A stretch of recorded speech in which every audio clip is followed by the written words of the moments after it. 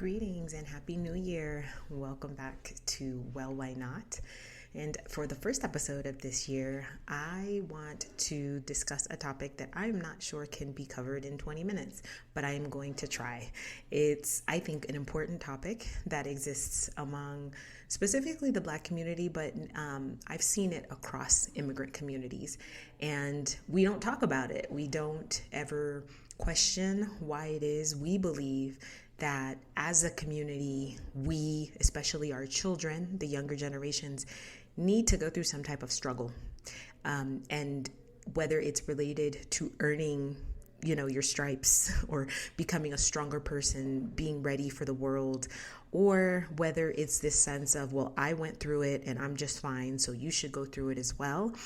I do think it's rooted in the wrong place. And I do think that we are doing our children, the younger generation, a disservice by holding on to this myth.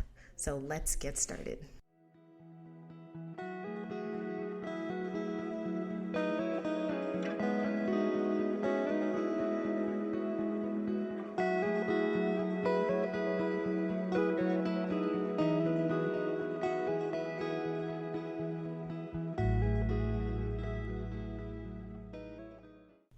So in order to keep this episode to the average 20-25 minutes, I'm going to focus on more the financial struggle. I mean, there are many ways that I think some older generations will put this idea of struggle, whether it's, I had to walk, 5 miles to go to school in the snow, and, so you can do it too. But what I think really puts us behind and doesn't set up the future generation for success is this idea of financial struggle. So they shouldn't get certain things easily, or they should suffer or go without certain things just so they have that same experience that we may have had. It's not often that I'm able to talk about a cultural issue that covers so many different groups, because we know that Black people, we are not monolith. So there are so many differences when it comes to our traditions and the way that we view our families, and our values even can change or vary based on our geographic location. But I'm telling you, this is one that I have seen pretty much across the board. And of course, there are exceptions, as with anything. There are always exceptions to the rule. There are people who have moved past this, and who don't believe that they need to add this burden or make sure that their children have a certain level of struggle in order for them to be successful adults. So I want to talk a little bit more about my own childhood and I think why I've come out of it with this point of view. So I don't believe there was anything wrong with my childhood. Of course, there were financial struggles. My mother was a single mom, so there were times where we had to wait for things, or we just couldn't do certain things. But for the most part, I think she did a phenomenal job in shielding us from just being really acutely aware of how hard things got. I think probably when I became an adult is when I learned more about some of those hard times. But, just starting with my education, I went to public school. I have gone to public school my entire life, through grad school, and I think they are wonderful. And even as in elementary school, middle school, high school, shout out to the Marin County School District, because really the quality of education, I realized when I moved to Florida, was really bar none. But I think because of that, so starting with my education, that even though I was going to public school, I didn't feel like I was missing out on anything, because all of my friends were in the same school. Like the majority of the schools in the county were public school. There were a few private, but it just, at least in that small county at that time, it just didn't feel like people or kids that were going to the private schools were of the elite, although they were. Let's not get that confused. They absolutely were, and their parents had the resources to do it. But it didn't feel as if I didn't go to a private school, I wouldn't get to go to college, or I wouldn't get to have any success. It just didn't, for some reason, at least in my personal experience, it did not feel that way. And then also something that was prevalent in my childhood is travel. So we traveled most summers, which I think is also somewhat indicative of like not feeling like I was going through a struggle. I didn't, and like us being able to travel most summers, that wasn't the norm across the board. It was definitely a luxury. We knew that. That was an extra thing that we were able to do because most of our friends weren't doing them. And then gifts under the tree, like the big things, I'm just hitting on the big things. There's a lot of other little details that I think kind of filled my childhood with this sense of I had enough. I had more than enough at times. And so yeah, growing up, but again, I do have memories of, wanting to join, one simple memory of joining a cheerleading team, and then, you had to pay to join, you had to buy your uniforms. And when it came to buying uniforms, I remember my mom said, okay, give me a week. And that was like, oh, okay. And again, that is minimal. I would not even put that in the realm of struggle, but I think it's more so recognizing that my mom didn't have this like endless pit of money, or she didn't have alimony, she didn't have child support, she didn't have there wasn't endless, or there weren't endless resources for us. There were things that we had to be patient about, or we just had to forego.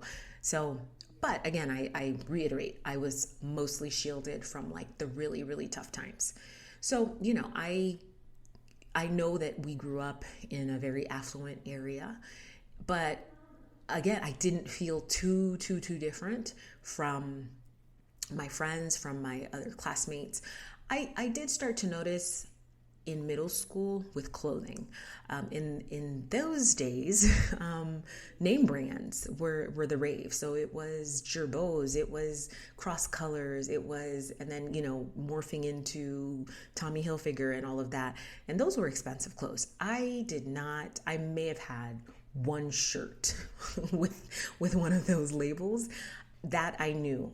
And so I think definitely in that time period, those 3 years of middle school, because I came from an elementary school that was very diverse, had a lot of immigrant population, mostly from Central America and Mexico. But it wasn't until in middle school when we sort of merged with other elementary schools that were predominantly white. That's when I saw that more, and I kind of was like, oh, I definitely know that we cannot afford those things. And that, it was fine. Like, it wasn't just me. There were several of us. My group of friends weren't necessarily of the affluent families either. So it wasn't something that made me long for more money or anything like that. Once I hit high school, I think, yes, the difference is it wasn't necessarily related to clothing or labels and things like that. It was, I remember, becoming a sophomore, people starting to get their driver's license, and it was like, who got a car? Granted, probably one or two people got brand new cars. Most people were getting used cars, or hand me down. The parents give their older car and get a newer one, something like that. We definitely didn't have a parking lot filled with Mercedes and expensive luxury cars. But the fact that you were able to get a car was already sort of a leg up.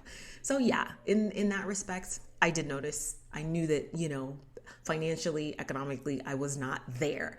But again, it wasn't like all of my friends were able to get a car and I wasn't, which I think helped a lot. Absolutely.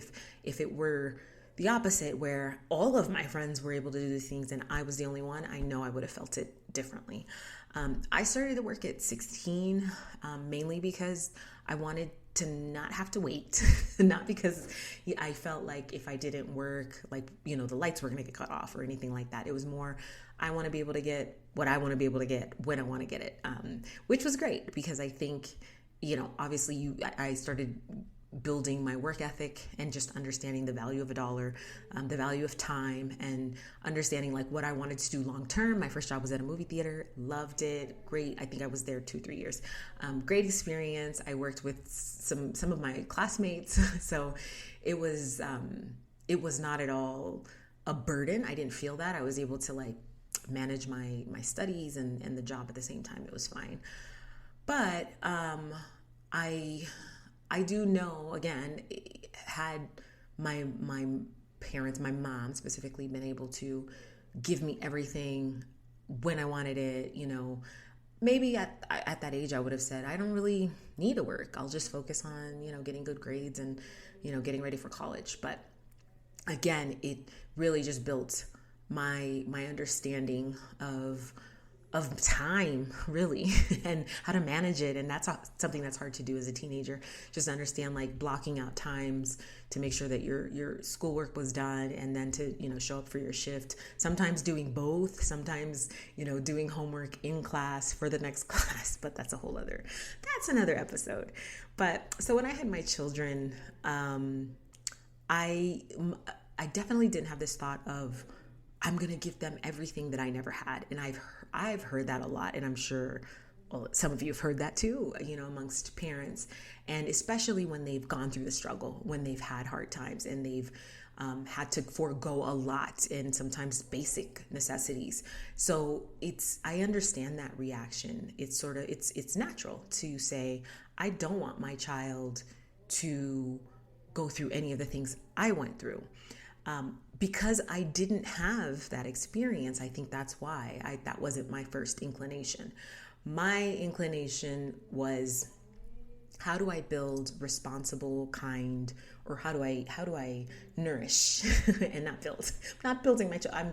I'm nurturing them and raising them. So how do I do that and balance it all? Because I already knew when I had them, financially, I was at a different place than my mom was when she had me. So automatically, that meant they were not going to have the same childhood that I had. But again, I felt mine was pretty good. So I wasn't trying to not duplicate or avoid anything. It was more so, it's going to be different, just inherently different, because I'm able to make decisions and choices that my mom wasn't able to. So one of which, the biggest, is expatriate. I was able to decide I'm going to, at least in the interim, which turned out to be long term, raise my children abroad, in a whole new country where I don't speak the language, etc. And so I think even that step got me on this path of, okay, this also means, just by virtue of removing them from the environment of the US, it was just going to be different. And also because of why we expatriated, I also knew that they were going to be exposed to just very different things, and things that are sometimes considered luxuries. So private schools, my children have never gone to public schools. So, by them just not, especially when you go abroad in Latin America, private schools are inhabited by people of a certain social standing, social, economic, financial, all of that, social class, all of that is so prevalent, and it's very clear. So I knew that was an advantage that they were getting. It wasn't that I was purposely avoiding public schools. It didn't make sense for us, and especially knowing that we didn't know how long we would be in any given country, it made more sense to find a school system that was standard and that was somewhat global. So that was a no-brainer, but I also understood the implications of that and how that can be seen as I'm not giving them the struggle. I'm not letting them go through, what I went through. But again, I had a pretty solid public education, so it's possible. And then I think, aside from, just recognizing those advantages that came with being able to make certain choices for my family, I wanted to make sure, I just got really interested in the idea of building generational wealth.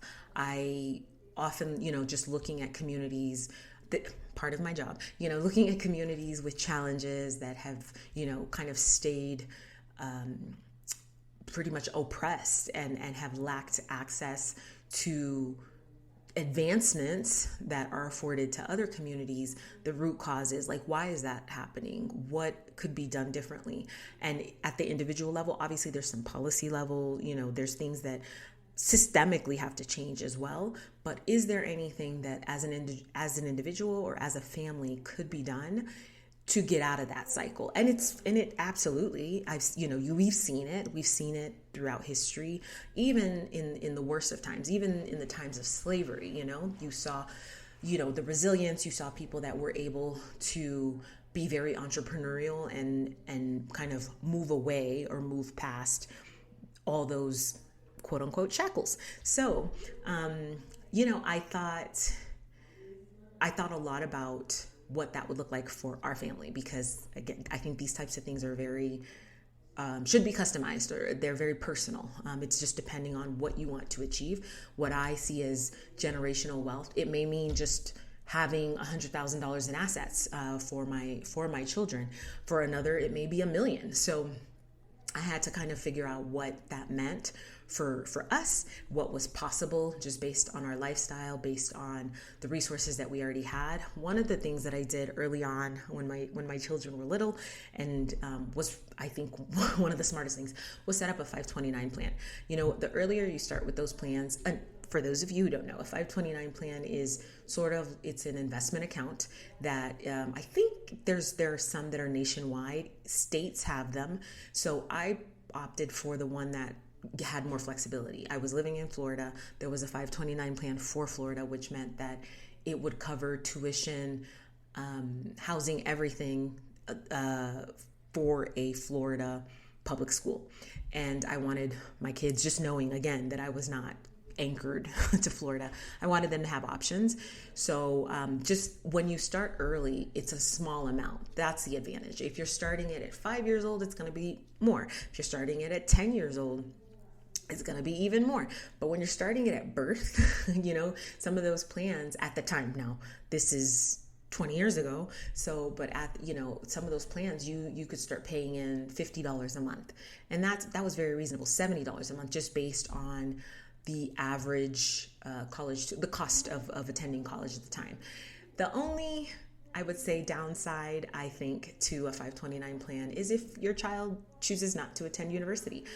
You don't lose the money per se. It has to go into, if you're putting it into university expenses, then you're not taxed on it. But if you do cash it out and the child does not, it's not being used for university expenses, then you will pay penalties on it. So that is a disadvantage because we don't know, when your children are born, you hope. But as we see now, people can be successful without a college degree. And I'm also very, very open to that idea. But as for my daughter, it has really paid off. I digress. Now, I also, in terms of now, that was just, I think in terms of their private school education and setting up, a college fund and all of that, those were like the big things that I did that would hopefully prevent them from going through some of the things. I had to take out student loans. So I was trying to prevent them from doing that. Putting them in private school, just giving them that competitive advantage as well to attend a college they want to, or have, more choices for their careers. That was, something that I didn't necessarily have. But I think, in the day-to-day, in how I tried to avoid that pitfall of, no, they need to struggle for things, honestly, and again, this is what the choice I made for my family, is I, made sure, like, anytime they wanted to do an extracurricular, there wasn't hesitation. If they wanted to do it and there was interest in it, we wouldn't not do it because of finances. Class trips, I think private schools, in addition to like tuition, there's always those extras. There's class trips, there's, events and things like that you end up spending more money on in addition to the tuition. And also for those things, I did not want them, because I made the choice to put them in private school. So I didn't want them to have to sit those things out because of financial reasons. Medical prevention, I think that's a huge one. And when I talked about the healthcare system in Ecuador, I touched on this a bit, but I have really made sure to do a lot of prevention. They go to the dentist every 6 months. They, see their doctors every year, and all those things. And just fully understanding that prevention costs less than treating, a sickness after the fact. So the more that, to me, those were investments, and those were things I didn't necessarily get to do because we didn't have the resources to do them.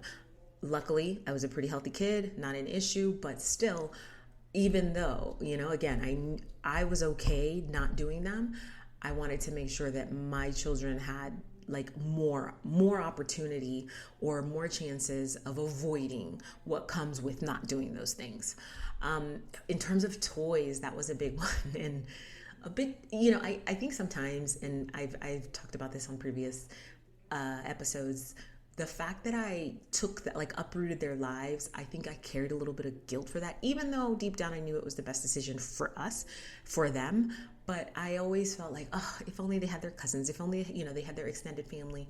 And so I sometimes tried to compensate for that with toys and, the gadgets and all of that. But, I've seen some friends of mine, like some high school friends that have lived in the same place their whole lives, that they're doing the same for their children. So I think it was or is or has become the norm where, there's so many technological advances and games and some of these gadgets are even touted as like they're educational. And yeah, I did all that. I got them all the like latest, greatest, and I don't regret it. I wouldn't do it again. That's for sure. But it was also along this idea of if this, they shouldn't have to, like, I don't want to say wait, because obviously it wasn't at the snap of a finger, but I'm saying like, oh, I shouldn't say I'm not getting you the iPad because I didn't have an iPad. Or I'm not getting you this new, the smartphone because I didn't have a smartphone. Well, they didn't exist when I was growing up. And so but on the flip side of that, I've just seen and heard so many families that will make that decision. Will say, no, I'm not going to pay for you to go to camp. I didn't go to camp. And it's just this idea, again, if you struggle, like, you need to have that struggle in order to have resilience, in order to be able to deal with life's obstacles. I don't think that's true. I really don't. I think the ability to deal with those things comes from a different place, and it's really more based in mental health, in how you are raised. I've seen, and as we've all seen, 6 people raised in the same home who come out completely different. You have like 6 different personalities, 6 different levels of resilience, 6 different, ways of seeing life, perspectives, all of that. So it's not the struggle. It's not putting this, hold on things for them because giving them things or making things too easy for them would have them missing out on some important life experience. I don't think that it's an important life experience. I know, and this is, going back to my roots in Haiti, there are children often who get turned away from school because their parents weren't able to pay their fees. And it's still happening today. And the idea of that and having and carrying that, and this is what happens, you immigrate, you go to a new place, and because your children have never been, because they have never been turned away, or because, they're able to eat every day, that they've had it too easy. And it's, again, it isn't the way to build strong, healthy, successful adults. So yeah, that is my take. Again, and this was only talking about that financial struggle. There are so many other ways that sometimes, parents will expect or want their children to experience life in order to prepare them for what life has in store. And I don't believe that this is the best way, but if you do, I'd like to hear from you. And if you agree with me, I'd like to hear your point of view as well. All right, that is it for this episode. Until the next time, be well.